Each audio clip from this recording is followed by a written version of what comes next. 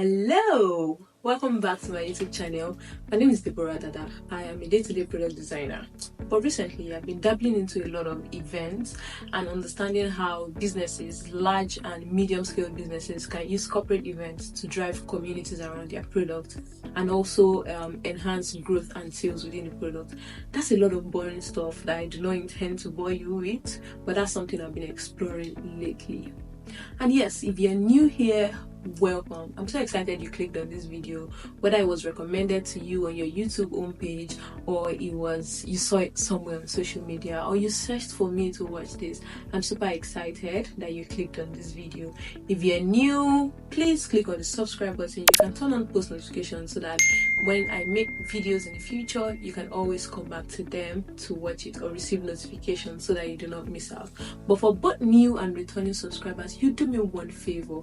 Please drop a like for me and also drop a comment. It goes a long way to see that people engage so much with the content or with the videos that are being put out. But yes, why are we here? So let's dive right into why I've decided to make this video.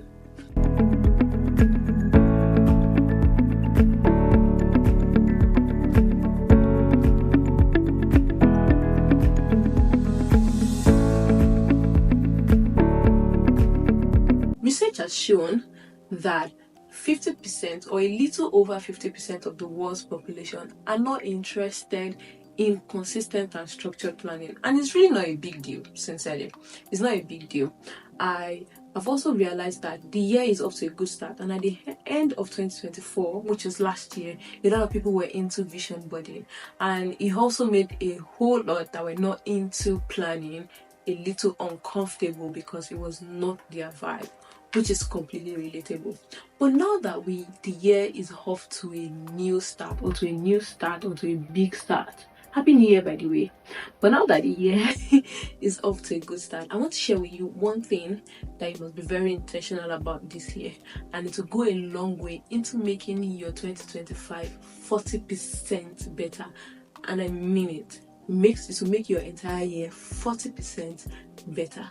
So yes, let's dive right into it. This year, you must take control of the content that you consume. You must be very intentional about what you see, because it impacts how you feel, how you think, and how you live your life generally. Your digital diet is very important. If you can be very intentional about this one thing, you can improve your 2025 by 40%. Like I said. Now I have put together a couple of insights of things you can do to be in control of that digital diet. Insight number 1, use the algorithm to your advantage. Let's be honest, let's face it, the algorithm is not going anywhere anytime soon. So this is the time to use it to suit exactly what you want. Who you follow or what you see can motivate you, whether financial literacy, in terms of fitness, in terms of goals and the values that you hold there. What you can do today is to use this algorithm to your advantage.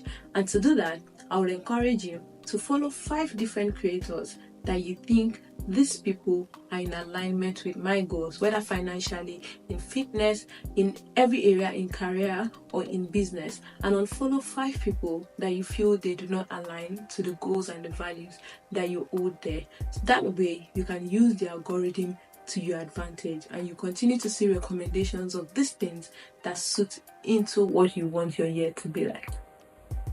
The more you interact with positive and uplifting posts or things that align with your values, the algorithm would learn and it will suggest more of such to you. That's the magic of social media. Number 2 insight, create collections. Now, TikTok has got collections, Instagram has also got collections, YouTube has got playlists, and I would recommend today that you create collections of different posts that you find there or you feel aligned with your goals. So for example, let's say you've got like a financial goal for savings. When you see a post that in alignment with that goal, you save it in a collection, and you can have multiple collections with different in different areas or in different categories that you would like to work on in a year. So subconsciously, when you feel down, you could go onto a collection and you can revisit posts that align with that thing. You will be surprised how much upliftment, how much excitement, and how well you feel good consuming those things over and over again. Number 3 insight: block what does not serve you. Use your block button. It's there for a reason. If there's a content that keeps showing up and do not align with your goals, block it. Feel free to do that. You do not only have to block people, you can block keywords. There are ways to say, oh, I do not want to see this certain keyword again in my feed. And the truth is, the algorithm learns. Social media will definitely learn, and that is the magic of it. Number 4, engage with content intentionally. Now, it's always very interesting to see that you like your post, you interact with it, you watch the video, maybe watch it over again. But there's a psychological effect when you click on the like button. There's a lot more attachment that is generated when you drop a comment. And you know the beautiful thing about social media is if you drop a comment on your post and someone else interacts with that post, you get notified for it. So it's like a continuous thing that keeps happening, and you can then go back to those videos again to watch it. So go beyond just watching a video, engage with it, like it, save it, comment, and of course you can try that with my own video. Try liking it, try commenting. You can use that as a good learning point for the video. The last thing I've put here is set digital boundaries. The truth is, too much of anything is bad. Even the good things, too much of it is actually bad. And that's why I would highly recommend that you have some screen time. As much as you might be consuming solid content, it's like eating a good meal, but if you're eating it too much, you possibly will choke on the food or you will begin to throw up. So what I would recommend is set digital boundaries. Have screen time and block those screen times during your day. Create time where you are not interacting with a digital product, with your phones or with anything, and you have that time. It helps you put a proper structure to these things. If you do these 5 things, curate your feed, you have a great collections of on different social media platforms. You engage with content beyond just watching them. You block out negativities, and you are also able to set boundaries.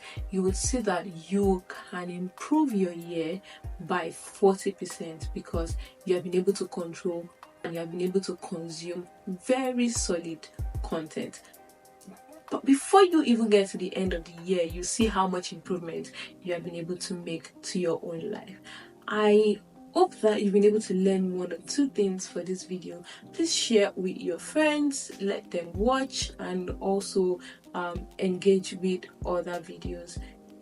If this blessed you, please like, share, and subscribe, and also share with other people that you think this will be helpful to. My name is Deborah Dada. Thank you for watching, and I'll see you on the next one.